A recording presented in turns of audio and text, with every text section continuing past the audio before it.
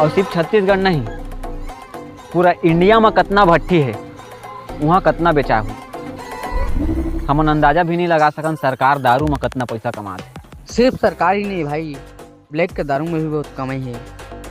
ठीक है फिर हम उन कमा ब्लैक के दारू बेच के।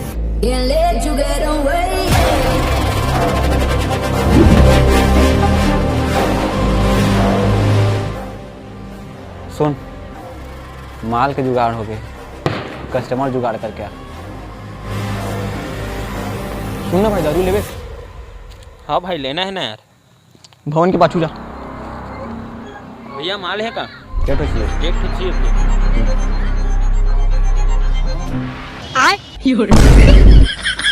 दादा 250 ये ज्यादा नहीं लगा था भैया? ब्लैक के ना भाई। साले बापुर खम इतना ब्लैक दारू देखे